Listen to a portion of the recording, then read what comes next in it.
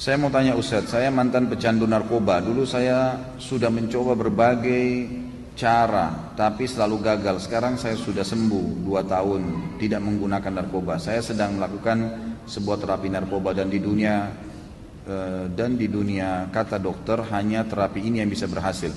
Alhamdulillah saya sekarang bisa beribadah, bersosial, kerja dan lain-lain sejak terapi ini. Tapi masalahnya terapi itu adalah substitusi atau pengganti dengan narkoba. Jadi di dalamnya masih ada unsur narkobanya, tapi tidak banyak. Apa hukumnya Ustaz? Terus ibadah yang saya lakukan selama ini bagaimana? Mohon petunjuknya Ustaz. Karena dari pengalaman teman-teman saya yang lepas terapi, tapi belum kelar, belum selesai, kebanyakan jatuh lagi ke narkoba. Saya takut untuk lepas sebelum terapinya selesai, karena semua diawasi oleh dokter. Karena kita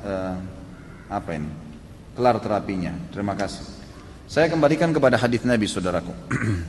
Hadis Nabi SAW yang berbunyi, Allah tidak menjadikan kesembuhan kalian pada hal yang diharamkan. Hadisnya begitu ya. Artinya begini, kalau ada dokter yang mengatakan seperti kalimat tadi dan dia mengatakan tidak ada terapi lain kecuali ini, Allahu a'lam. Saya pribadi saya berbicara di alam dai, saya melihat ini keliru. Jadi tidak ada kata-kata tidak mungkin kalau orang mau bertaubat meninggalkannya.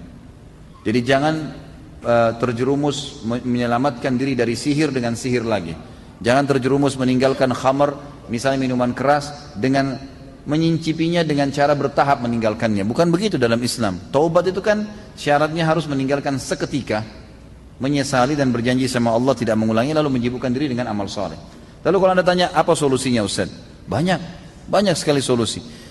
Dari sisi ibadah, yang pertama Anda lakukan adalah berdoa kepada Allah SWT. Sujud, sebentar malam tahajud, sujud dengan tulus kepada Allah. Ya Allah, sebagaimana dulu saya sudah melakukan pelanggaran ini, saya bertobat padamu. Ya Allah, mudahkan hambamu ini untuk selamat darinya, tanpa ada kecanduan lagi dengan semua ini. Itu misal. Ini secara spiritual, berdoa kepada Allah SWT.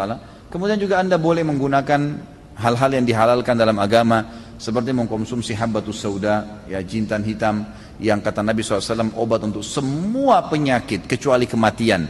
Boleh mengkonsumsi madu yang sering dibuat jus misalnya, yang madu itu asli.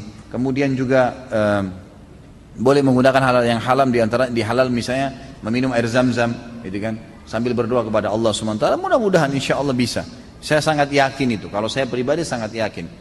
Itu dari sisi spiritualnya. Dari sisi yang lainnya, sisi kehidupan sosial secara manusiawi, pertama, jauhi semua fasilitas yang mengingatkan pada narkoba itu. Karena itu akan menjadi penyebab, pemicu. Teman-teman lah, fasilitasnya lah, foto-foto lah, apalah semuanya, gitu kan? Jadi kita harus itu. Yang kedua, perkaya informasi tambahan dengan membaca, dengan melihat bahayanya narkoba itu. Terus kita bubuhi diri kita dengan menonton, melihat cuplikan yang berbahaya, atau membaca sesuatu yang berbahaya tentang masalah itu. Nanti kita akan tinggalkan insya Allah. Dari dua sisi ini, mudah-mudahan saya berharap Allah mudahkan Anda untuk bisa meninggalkannya. Karena saya tidak menemukan celah membolehkan itu. Sementara Nabi mengatakan Allah tidak jadikan kesembuhan kalian pada hal yang diharamkan. Ya. Tentu kita berdoa untuk saudara kita ini dan seluruh muslimin agar diselamatkan dari kesalahan-kesalahan yang pernah dilakukan dan diterima taubatnya insya Allah.